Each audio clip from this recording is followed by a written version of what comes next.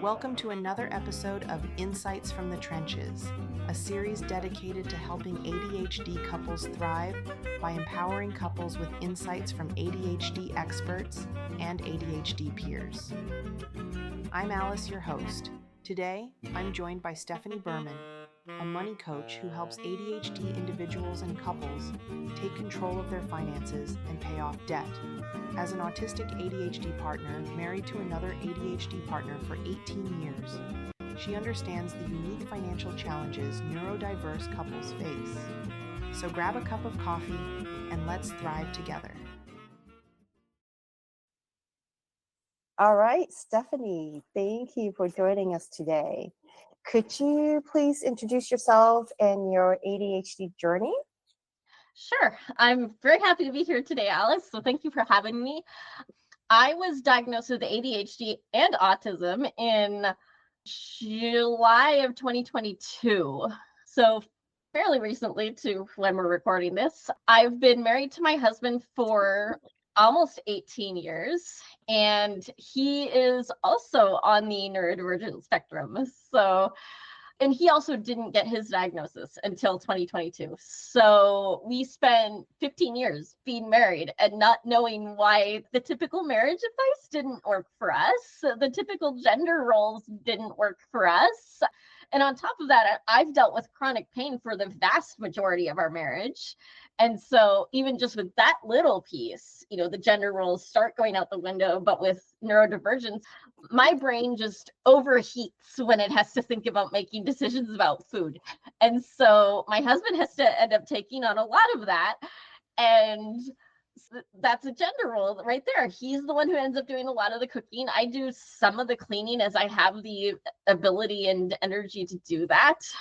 But yeah, so the first 15 years of our marriage were pretty difficult as we tried to work out why isn't this working for us? And then we discovered why it wasn't working for us. And I think my husband is still pretty tired from having to carry a lot more of the load, but things have run a lot smoother once we've recognized, and kind of been more willing to embrace the neurodiversity that is represented in both of our brains.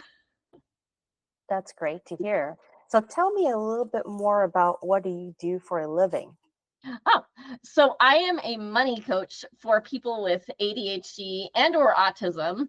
So I help them with budgeting, I help them with paying off debt, I help them set financial goals and then work towards them. That's the fun part of what I get to do, is getting clients through setting up the budget. Well, I like that part too, but really once they get going and start taking ownership of the process and they're like, oh, I can actually pay extra on this debt now, then they start to get really excited and they see those numbers start to come down. You see on Zoom, you can see like the weight lifting off their shoulders. It's just so much fun.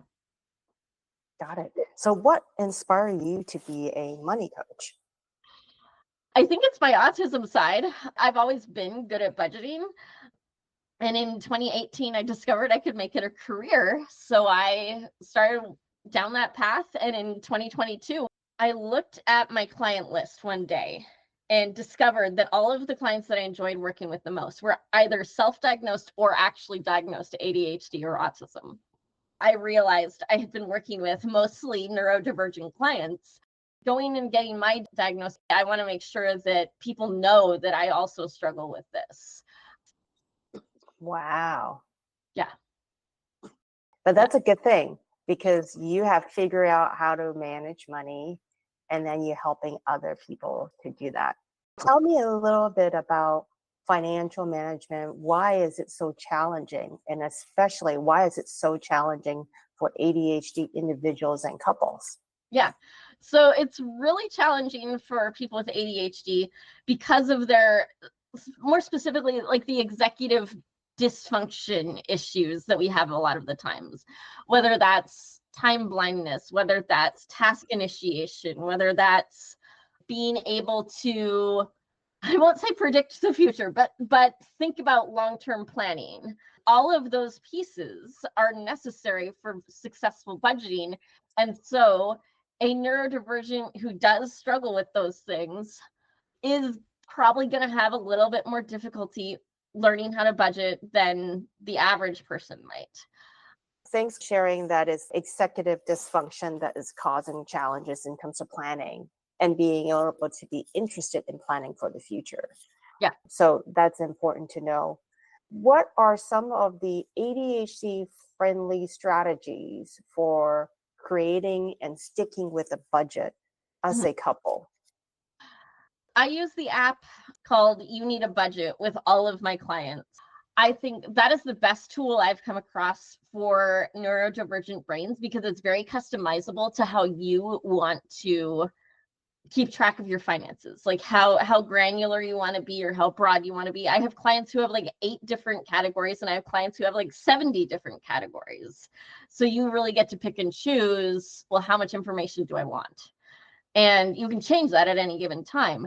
I like YNAB because there is structure around YNAB too. There are daily, weekly, and monthly tasks that you have to do to keep your budget in line. And then it becomes just a simple matter of, and I say simple knowing that it's not actually simple, matter of deciding when in your day are you going to do those daily tasks. And in the case of a couple, who is going to do them?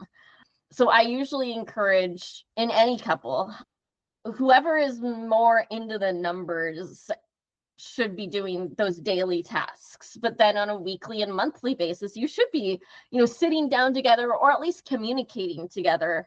Hey, where are we at with the budget? What are our financial goals? How's our progress towards them?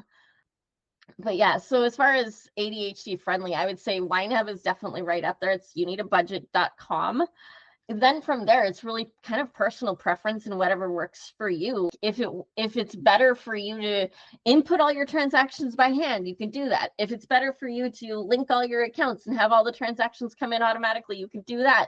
If you need to go to the ATM and pull cash out and use cash because you know that you won't spend it if it's in cash, do that. And you can do that in conjunction with You Need a Budget. So yeah, the key is really to figure out what works for your brain. Got it. So tell me a little bit back on the point where you said that you were very good at numbers and budgeting. Can you share examples of how you're good at budgeting?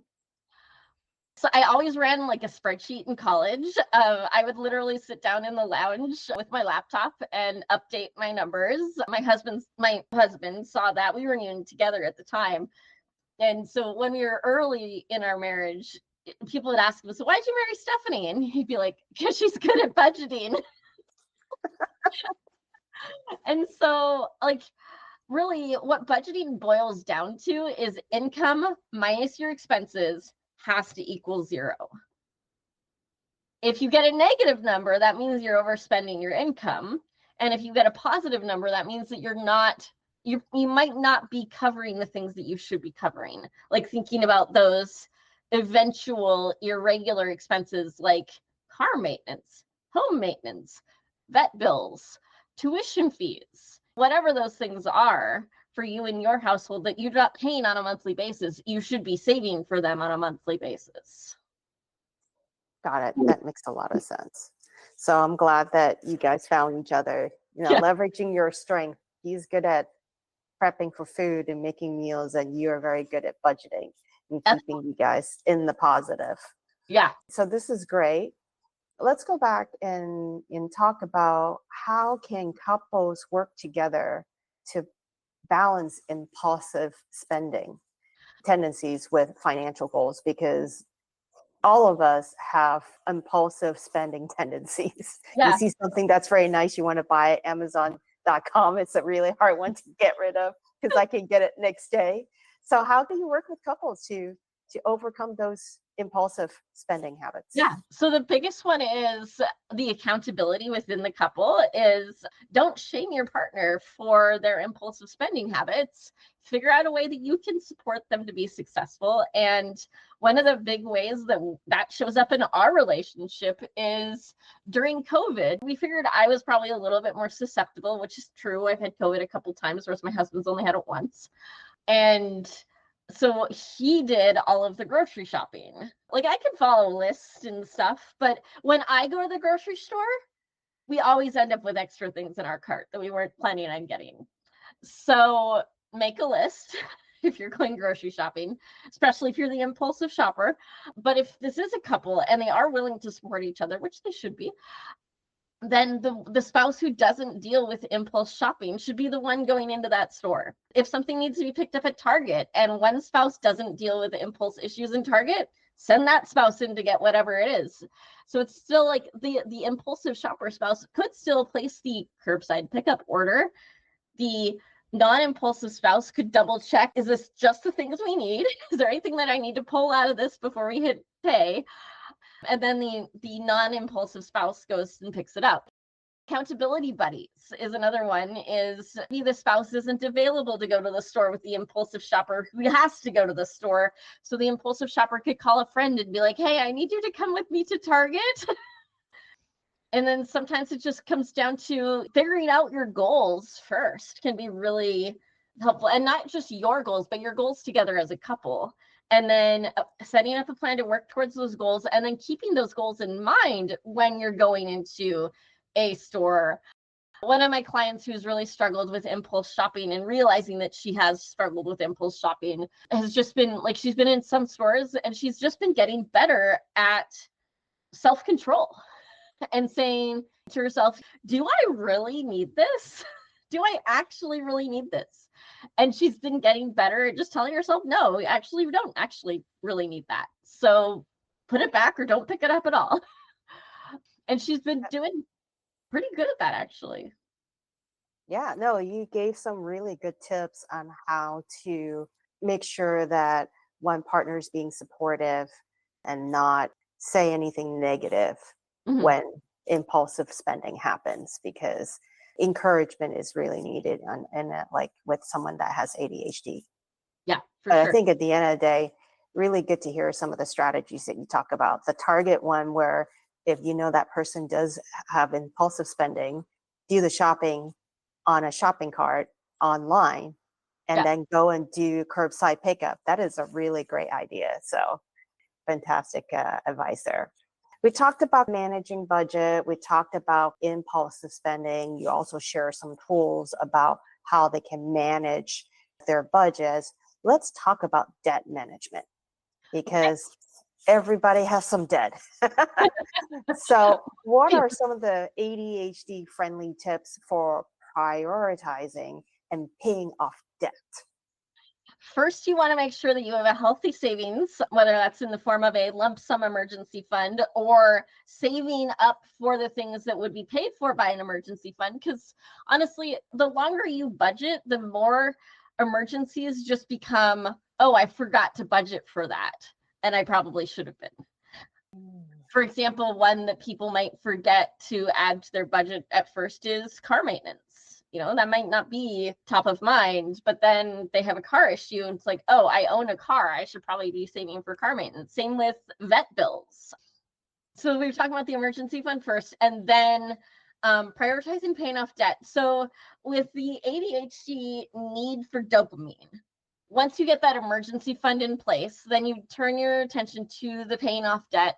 And there's a couple of different ways you can do that. You can pay your debts off by going by the smallest balance first. And you can do it by going with the largest interest rate first. Now, I have run analyses for enough of my clients to know that it probably doesn't really matter which of those two methods you pick. You might end up paying a little bit more interest if you go after the smaller balance first, but it's usually like maybe $1,000, if that. Usually it's less. So you just kind of have to weigh yourself. So is it better for my dopamine seeking brain to get more dopamine hits right off the bat because I'm paying off a bunch of smaller debts, bang, bang, bang, bang, bang? Or is it better for my dopamine seeking brain to pay off the largest interest rate first, which may take longer than paying off the smallest debt first? And how are you going to get dopamine in the meantime as you're paying off that larger debt? The other way that I really like to talk with clients about is there any debt on your list that you just get a sick feeling in your stomach when you make that payment. Now, that might be all of your debt, but this one's a special one. This one's like you might owe a family member for the cruise you guys took 6 years ago or something like that. So it's especially family debt, but it might also be like, are you still paying your divorce attorney from your first marriage? Like, it could be like that. And you're like, no, I hate making that payment. I just want to get it out of my life. And you tack that one first. And that's totally fine too.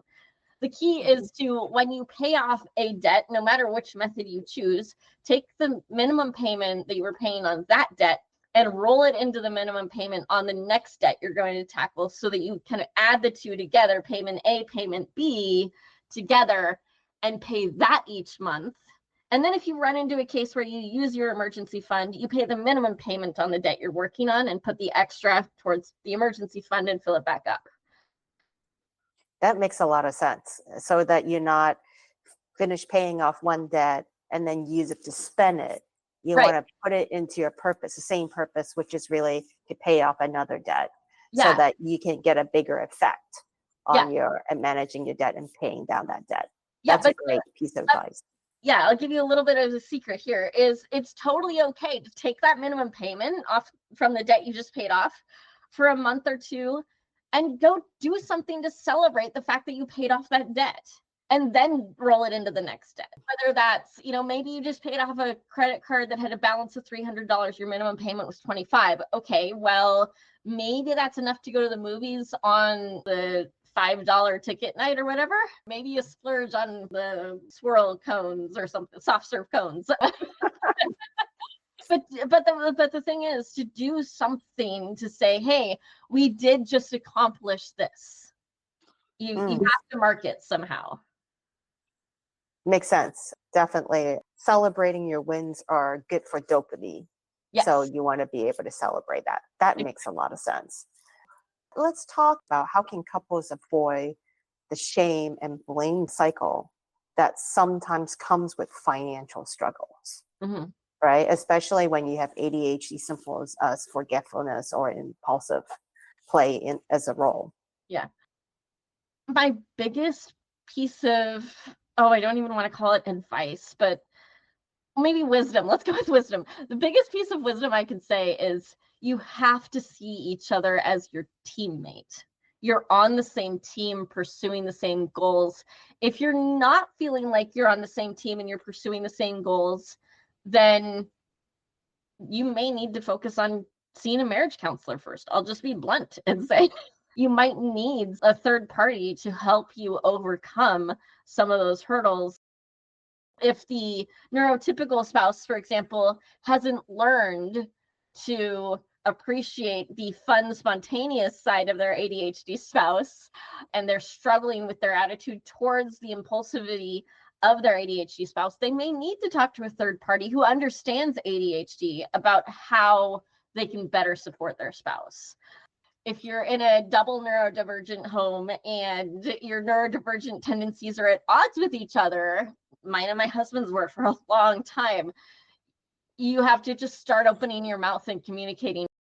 I grew up in a space where I didn't feel like I could voice my opinions, and the things that I was saying weren't taken at face value and believed. So for a long time, I just didn't speak up and say, hey, I need this, even though my husband really wanted me to. And so there's those types of dynamics too, that you have to get your relationship to the point of being a safe space for both partners in order for you to really be able to start working on these budgeting, paying off debt type issues. That makes a lot of sense. Great advice there. It's good that we talked about the shame and blame cycle. Yeah. The couples needs to be on equal footing and see each other as partners. How do you recommend your clients who are couples to create an open dialogue about finances without becoming a source of conflict? Yeah, that's a tough one. I don't talk enough about that with my clients, if I just be honest. I've had clients end up in arguments in sessions, and that's never fun. When that happens, I do try to point them back to, hey, you guys are on the same team. You guys have accomplished things together in the past. What can we learn from this? Is there some way we can compromise on this?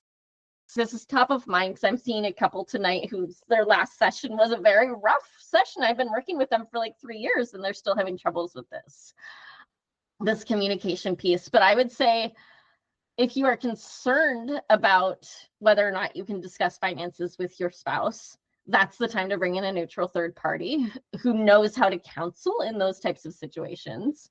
Start there. And it's really a self-reflection thing too, is you have to ask yourself, am I a safe person for my spouse to approach?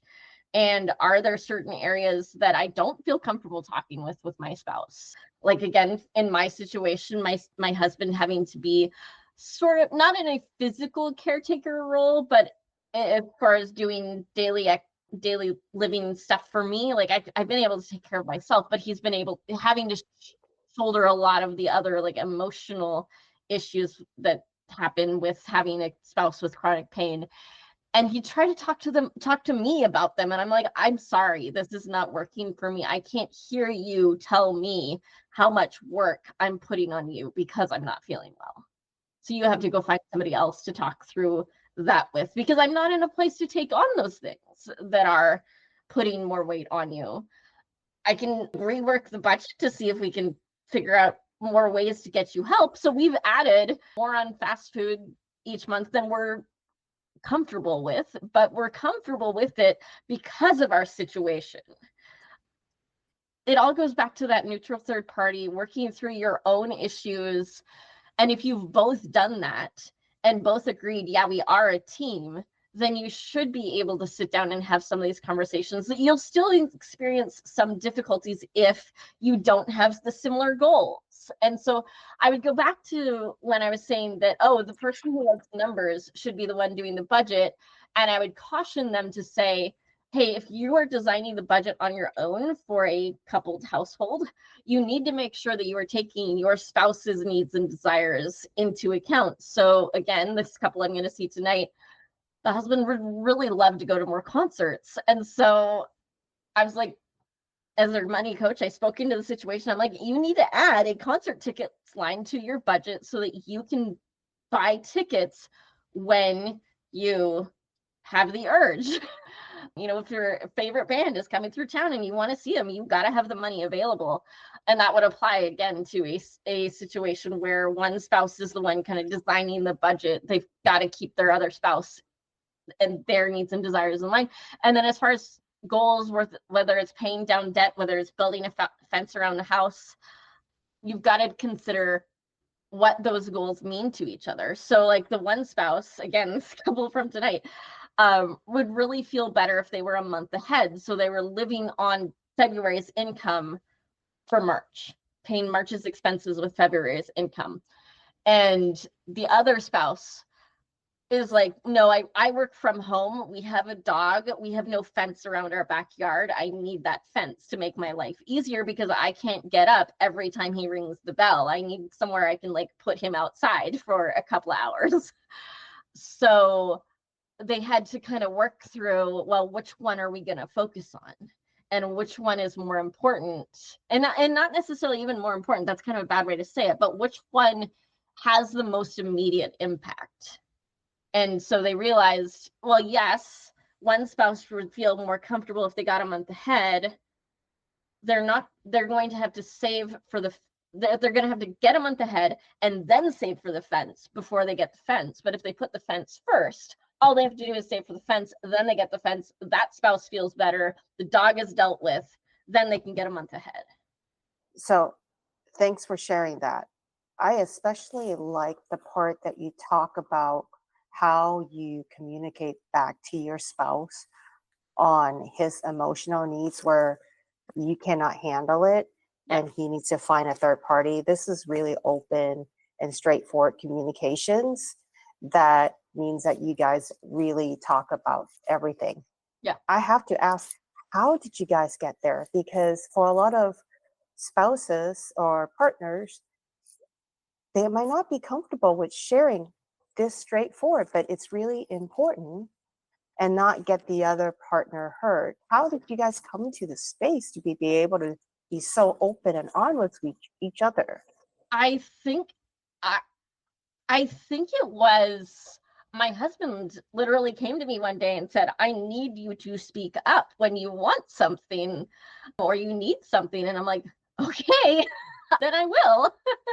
And really, that's kind of changed the whole trajectory of the path we were on at the time. It's not that I've kind of taken over and I'm getting everything that I want all of a sudden, but it's that I was able to find help for the chronic pain that I dealt with for more than a decade. And if I hadn't expressed that, if I hadn't felt like I had the freedom to go and do the research to find help, and then my husband trusted me, and I think that trust is a big part of it, is that you have to, if you don't trust each other, you're never going to get anywhere. It can be really hard to trust each other when you've got these neurodivergent urges and weird things that happen. Like I'll just be honest, my husband has a lot of narcissistic tendencies. And even just little things, like I will ask him when he comes home, how was your day? Because I know social skills, that's the nice thing to do. And yet he doesn't ask me in return.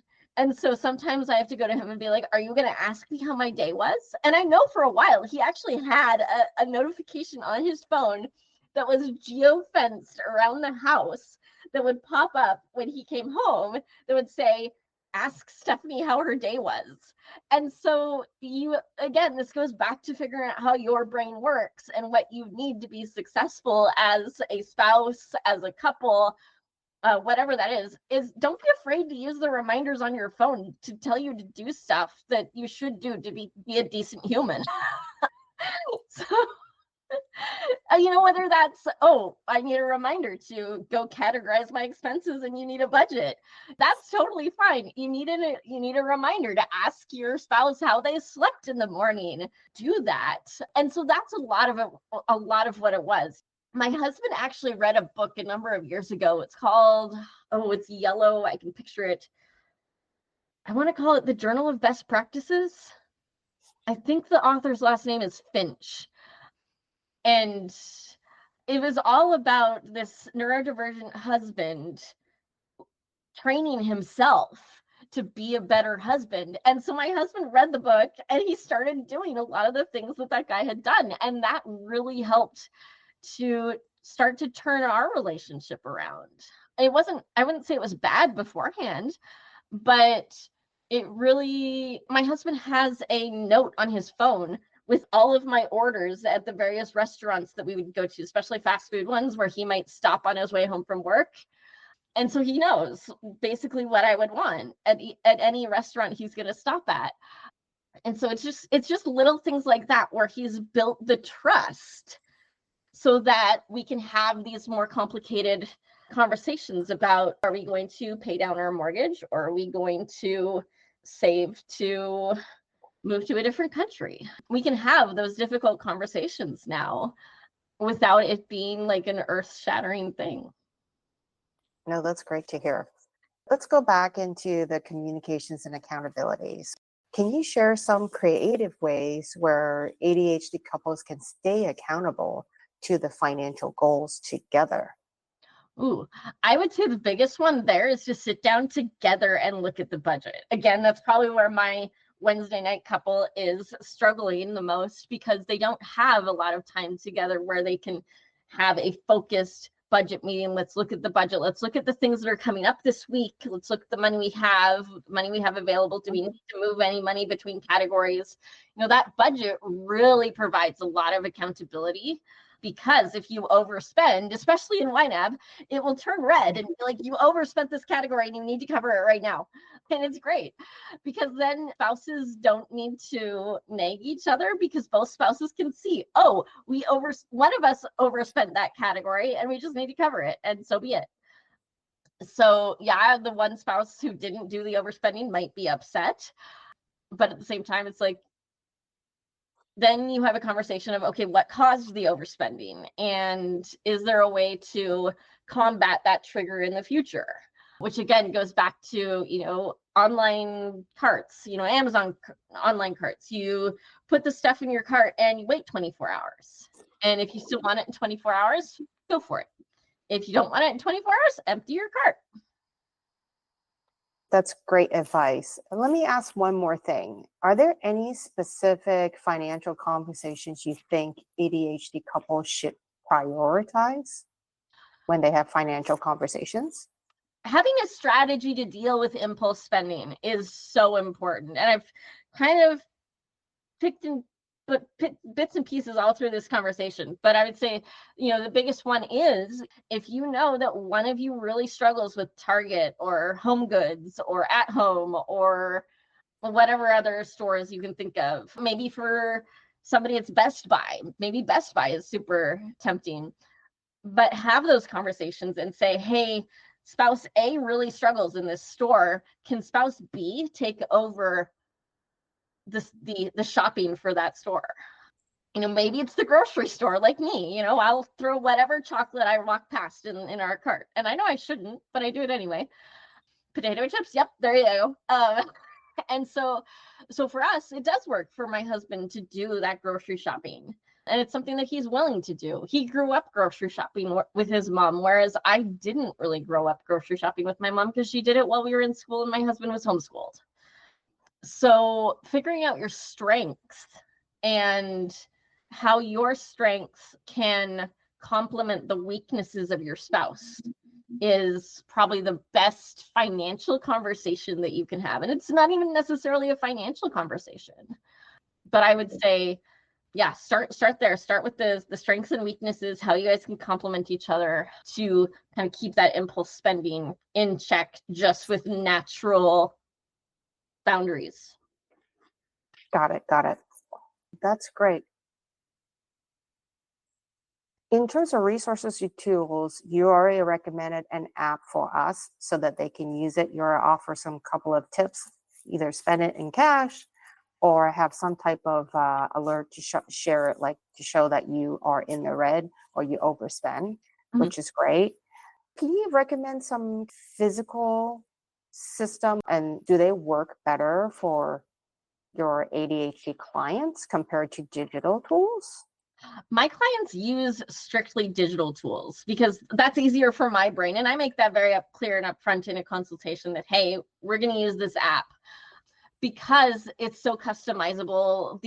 I strongly recommend to my clients that they link their bank accounts because then they don't have to worry about entering every single little transaction. Some neurodivergent people find it easier to enter every transaction because then they really feel how much they're spending and they're able to cut back.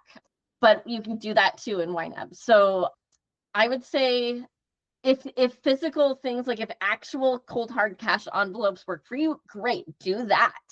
But if you're like, no, I just want to outsource it to an app, then you need a budget is definitely the best fit for a neurodivergent brain. And I can say that across the board. I've only had one client actually struggle with it to the point of needing to use something else. And they use a spreadsheet that they'd been using even before I shifted over to YNAB. So they're back in a system they're comfortable with. But she had other things going on that made using the app more difficult as well. So. Got it. Let's talk about some advice for couples who have tried and failed at budgeting before. What is one small step they can take today to start fresh? Download YNAB. And I say that because literally it works so well. It's a very steep learning curve, but the thing that I really like about YNAB for couples especially is that you can log into the YNAB. You can download the YNAB app on 2 phones and then log in using the same login information so that you're seeing exactly the same budget. Got it. That's good to know. So thanks for your time today. How can people contact you if they want to work with you on helping them with their financial management?